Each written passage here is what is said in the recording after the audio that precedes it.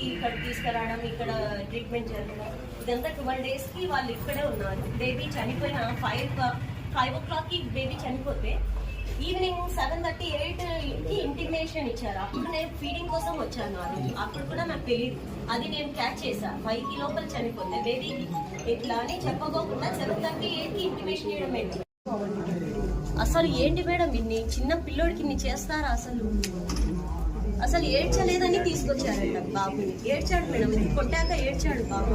నేను విన్నా, నేను స్టిచెస్ వేసుకున్నప్పుడు కూడా నాకు వినపడేది. బ్లడ్ టెస్ట్ ఉంటాయి మేడం. ఆ వెనకాల బ్లడ్ టెస్ట్ రూమ్ చూడండి ఒకసారి. చిన్న బాత్రూమ్ అయినా లోపల అది ఏంటి ట్రీట్మెంట్ మేడం? మా పిల్లోడికి ఒకటి ఇన్ని ఉన్నాయంటే భావన ఏమో నైటింగేల్ ప్రొవిన్షియల్ హాస్పిటల్లో నా సాధారణ కాన్పు జరిగింది. అక్కడ బిడ్డకు బాగాలేదని వారాహ హాస్పిటల్ డాక్టర్ గారు ఆ బిడ్డను అక్కడి నుంచి ఇక్కడ తీసుకొని రావడం జరిగింది. ఇక్కడ ట్రీట్మెంట్ ఇచ్చినారు, కానీ ఇక్కడ ట్రీట్మెంట్ ఇవ్వాల్సినది ఇవ్వకుండా ఎక్కువ ఇచ్చారని వాళ్ళ భావన న్యాయమ కంప్లైంట్ చేసింది.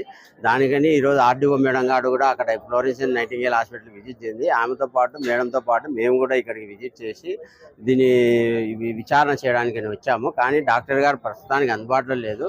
కానీ డాక్టర్ గారు పెడియాట్రిషియన్ కాబట్టి డాక్టర్ గారు ఇచ్చిన ట్రీట్మెంట్ అదంతా ఒక చిన్నపిల్లల వైద్యులకు మాత్రమే ఏం చేశారు ఏమనేది అర్థమవుతుంది. కాబట్టి మేము డిఎంహెచ్ఓ సార్తో మాట్లాడి ఒక కమిటీని వేయించి దాని సమగ్రంగా విచారణ జరిపిస్తాము.